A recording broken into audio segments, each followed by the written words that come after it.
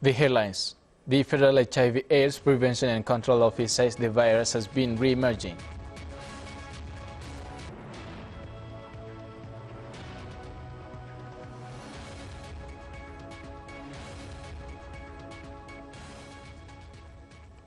Iran protesters face iron fist.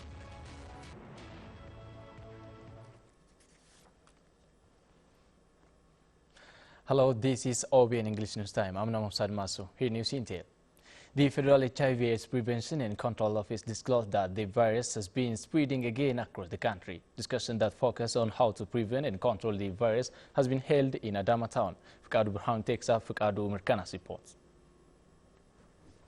The Federal HIV/AIDS Prevention and Control Office has been offering training for the leaders in Adama town on the way of preventing and controlling this virus. Executive Director of Protection and Controlling of HIV/AIDS Office of the Federal Government, Charlotte Abba, said previously the disease have been controlled, but now it is at the worst level in its means of transmission.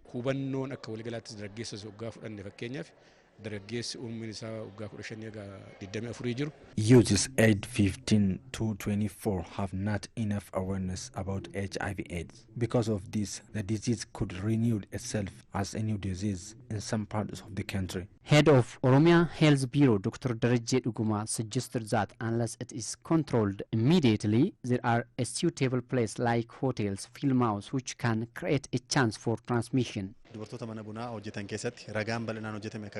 As evidence shows, the women who work in bars are suffering from diseases by 25%, long-distance drivers by 15%, youth who participate on daily work by 5%, and around university 3%. He added that the community should aware of bad cultures which are conducive situation for the transmission of the disease. Head of Oromia Governmental State Office, Branu Fayisa, for his part, said that all stakeholders should play their level best in awareing the youths and controlling the disease.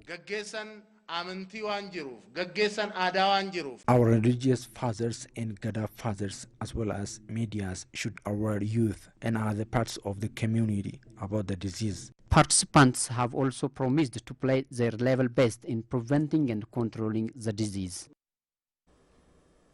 The Oromia Urban and Land Management and Development Agency says it is striving than ever to benefit youth and public at large by avoiding malpractices in investment activities in the region. Johannes Blunt reports. Investment activities are highly underway in Oromia region. However, due to the prevalence of malpractice in the sector, the public at large is not enjoying its benefit as expected, according to some participants of the occasion. Rakkoonsaa olaanaan akkaataa ittiin nuti qabanne innis irraa fayyadama guddina biyya kanaa keessatti akka lammii tokkotti yaadame irratti hojjetamaa ture sanatu.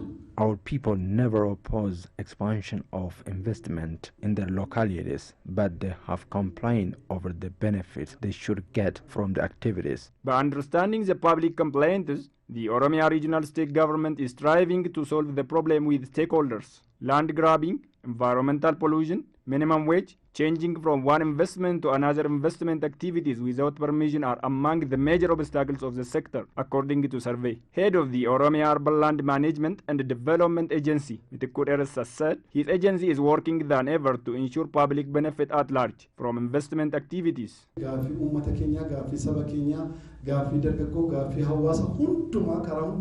striving to answer the questions of youth and public at large by using what was identified in the survey as an input. Metiku called on investors to support the regional government by paying tax to the very area where they are running business. According to some participants, the cooperation among the sector has immense role to realize public benefit. East Shore Zone administration announced that it has been working with model farmers on how to settle in urban centers and actively involved in developmental activities. Lata Teresa has more from Bezavi's report.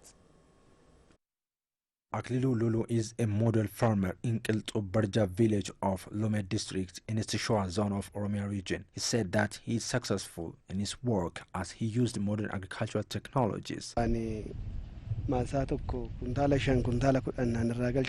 Previously, we have got 5 to 10 quintals from a plot of land, but now we reap more than 70 quintals of chickpea and wheat from a hectare because we began to use modern technology. The village and district administration have helped us more. Agil told Oromia Broadcasting Network that his capital has been increased more than ever. According to OBN's Beza Abi, the farmer is ready to construct houses in more town of the district by getting organized under Farmers Association, using the farmers' village being established across the district of the zone as an opportunity. Aklil emphasized that he has planned to engage in investment activities. I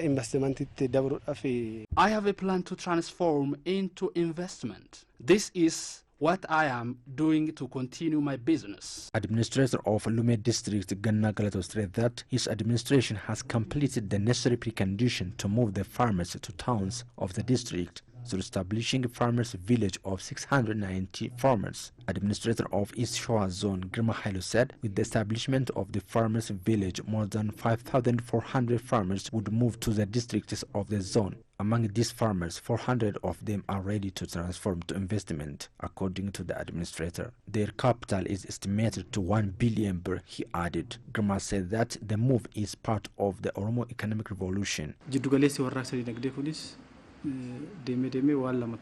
Oromia has natural resources and human resources, that is our farmers. So we are striving to participate our farmers so that they will play their role in Oromia economic revolution. It was intended to take our farmers to town, taking the agriculture as a base for their economy.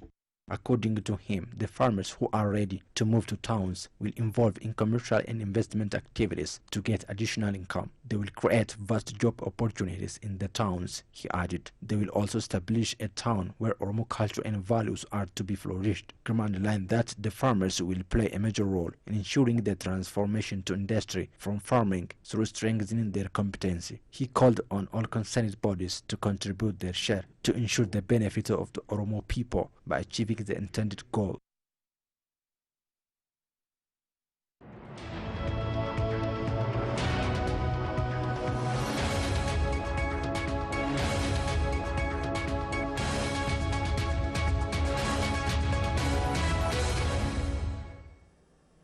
You're watching OBN, now news from Middle East.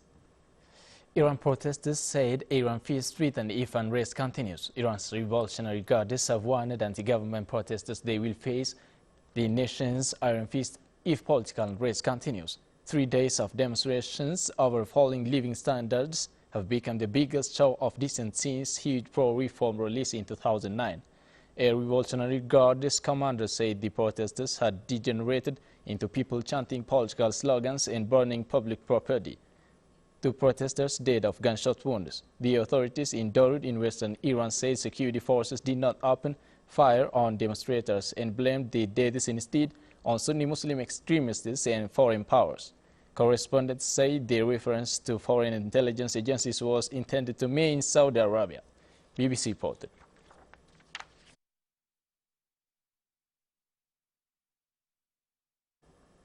That's all about our Sunday news. I will be back with Pick of the Week. Stay with OBN.